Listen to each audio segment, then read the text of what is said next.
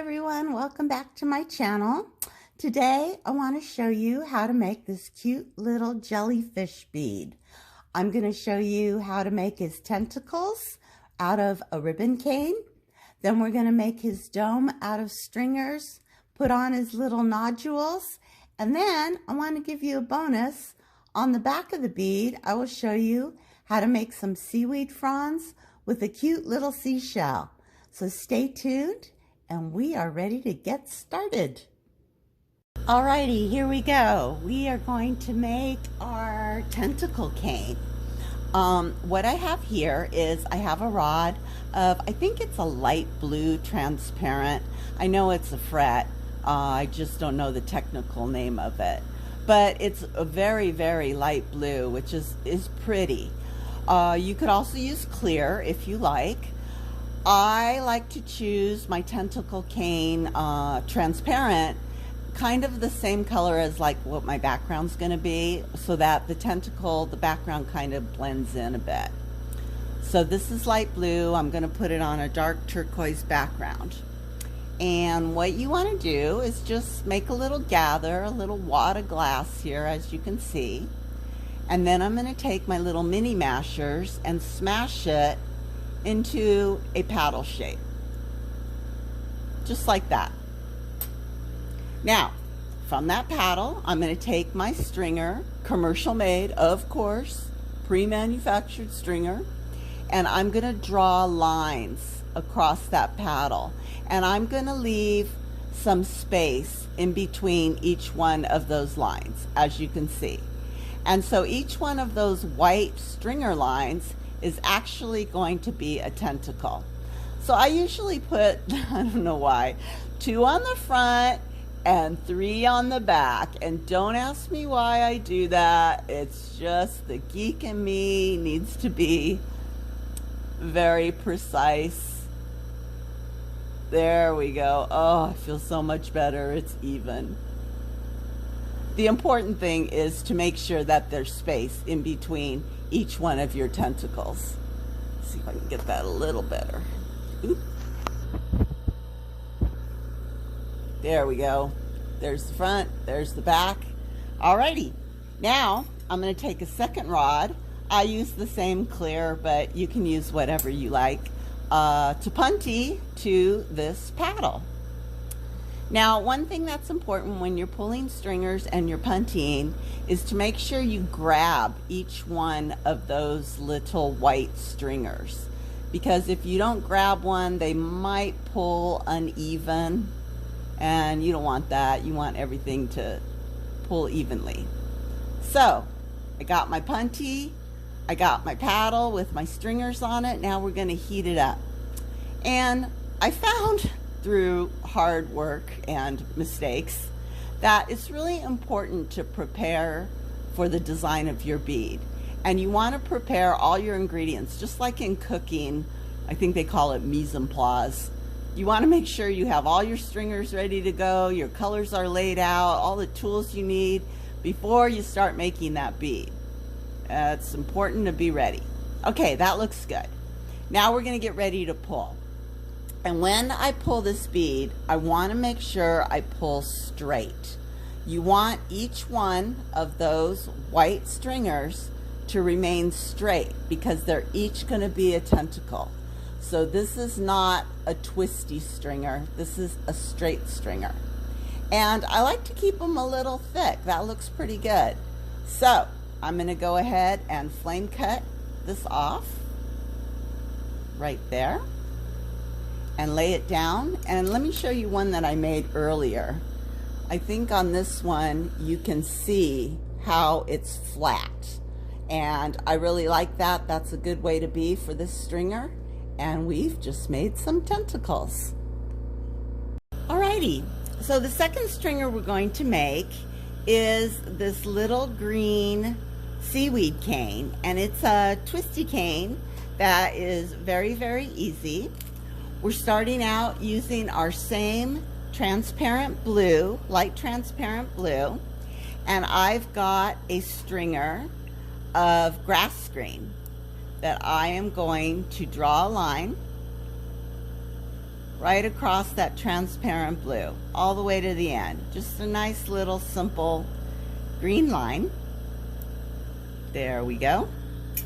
And on the opposite side of that transparent blue, I'm going to use this pea green, and I'm going to draw another line. Very, very easy. There we go. And now I'm going to take my punty of the same color, and I'm going to turn up my flame because it's very small. Let's go ahead and punty these two rods together. I just stuck this in water to flash off some ends, so it looks a little crispy on the ends, but that's okay. Go ahead and grab that, give it a good smush, and let's start heating up. And there's a nice crack from the water shock. Yay. All right, so I will admit that one of my downfalls is I can't make a twisty cane to save my life. Sometimes they're fat, sometimes they're skinny, sometimes they're fat and skinny, but we'll give it a go. Hopefully you guys are better at it than I am. So there we are. We're just starting to twist and pull and twist and pull, and as the glass cools, you want to move a little faster. And there you have it, our green seaweed cane, all set to go for our bead. Alrighty, here we go. Let's make a jellyfish. I've got all of my stuff ready to go. I've got my tentacle cane sitting here close by. I've got my seaweed cane ready to go. I'm going to make a yellow jellyfish, and I'm going to put on him some orange little nodules, and I've got my background base of I think this is dark turquoise, something like that. So I started off and I made a barrel bead about 7 wraps across by 2 wraps wide, and it might be a little big, but since this is a demonstration, I kind of wanted you guys to see everything, so I made a big bead. And what we're going to do is we are going to heat up that barrel, and then I'm going to use my crunch press to press this into a nice rectangle shape. Now when you're using a press, you do not have to press down super hard with all your might and squish that glass till it comes out of the ends. I just lightly press. I like my beads to be a little thick on the ends there, as you can see. Helps keeps the ends nice and round. So I only lightly press on my bead, and I'm going to be focusing and refocusing and refocusing so you guys can see what's going on here. Right now I am just kind of flashing out all of those tool marks, those little ridges you get when a cold tool hits hot glass. I want it to be nice and smooth background, and that looks pretty good. Okay, let's put on the dome first of the jellyfish. Now this is really easy. We've drawn with stringers before in the French fry video and in the tangle bead video. So I am going to heat up my yellow and just kind of make a backward C on the bead, just like that. Oops, sorry guys. Okay, now within that backward C, I'm going to draw a line straight down the center, just like that. Then we're going to move on and just fill in the blanks here. One down that center, one down that center. Now at this point I stop because I have the first layer of my jellyfish down. There we go. The first layer is down, and I kind of want to secure those layers to the background. So I just take my marver or my press and just kind of press them down a little bit so that those little lines stay on my jellyfish. Alrighty, now what we're going to do is we're going to put a second layer down, and I usually put the second layer in between the first layers, so kind of give him a little bit of depth. There we go. And you're basically making an umbrella. Perfect. And you can fill in any spots of blue that you see with just a little stringer. Let's secure the second layer down. All right, and there we go. There's our dome for our jellyfish. So now, next comes the tentacles. And I don't know if you guys notice this, but working with transparents scares me because they just seem a little shocky and they crack.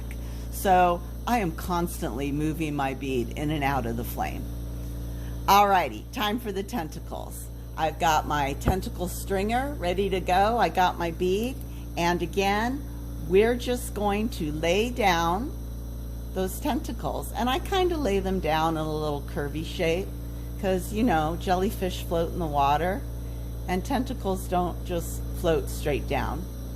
And I usually do 3 little stripes to give them lots of tentacles. All right, we got our tentacles down. Pretty cool. Now let's go ahead and put the nodules for the jellyfish. I don't know what else to call them, so I call them nodules.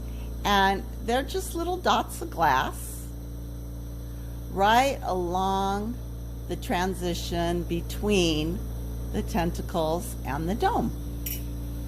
And again, I push them down flat. And there you go. There's the jellyfish. He's cute. All right, we'll be back with the other side. Okay, let's finish this bead up. I have got my seaweed stringers ready to go. And all we got to do is just lay them out on the bead. I think about seaweed floating in the water. Some of them are short. Some of them are kind of long. And they're just floating around in the ocean. And usually, I'll press them down a little bit here, marver them down. Usually seaweed comes with a seashell attached to it, I think. So I'm going to go ahead, I just got a little bit of ivory here. I'm going to put a blob of ivory as a dot. And I'm going to take my X-Acto knife and I'm going to put 3 stripes right across that seaweed, 1 stripe across the bottom, and there you go. There's your seaweed and your seashell. Okay guys, this one's done. Hope you enjoyed it, and I'll see you next time.